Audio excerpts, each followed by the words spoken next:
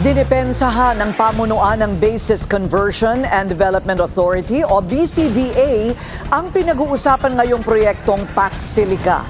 Sa isang press conference, isa-isang sinagot ni BCDA President Joshua Bingkang ang lahat ng mga pag-aalinlangan mula sa iba't ibang grupo. Anya, malaki ang magiging ambag ng PhilAm project na ito sa buhay ng mga Pilipino.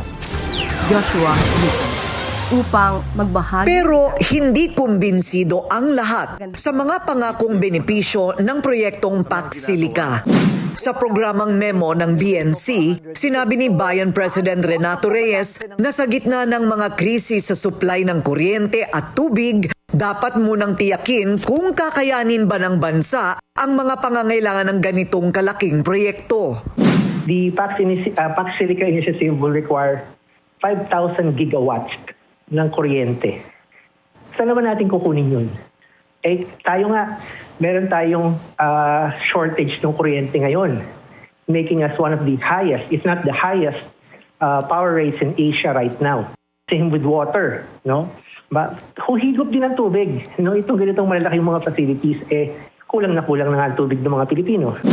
Git naman ni Martha Balagat, Executive Director ng Center for Environmental Concerns, libo-libong residente na ang nawalan ng tirahan para magbigay daan sa New Clark City.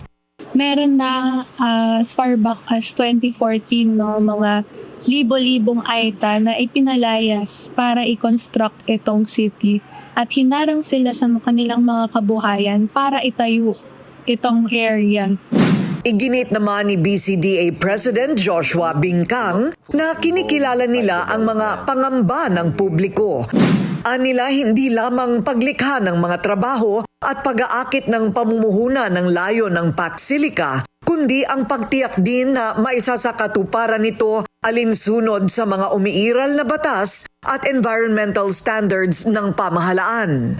This will be like any other commercial contract, business contract that BCDA has entered into the past and will be entering with other investors, both local and international, na they all should comply with regulations. Halimbawa, yung pagkuha ng ECC.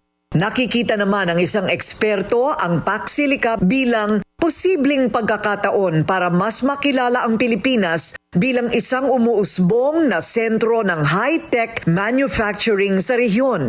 Ayon kay resource and energy lawyer, Attorney Ronnie Peñarroyo, maaari itong makaakit ng mas maraming foreign investment sa semiconductor, artificial intelligence at critical minerals industry. Ito rin ay makakabigay ng daan-daang libong trabaho sa Pilipinas. At marami dito ay mataas ang katungkulan at malaki ang sweldo.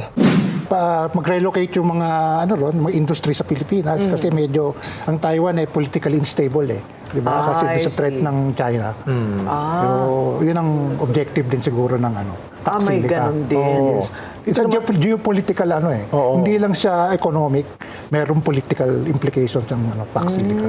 Kasi China ang di ba? Ang major supplier ng mga critical mineral processing. Mag-follow sa aming mga social media accounts at mag-subscribe sa aming YouTube channel para sa pinakahuli at eksklusibong mga balita.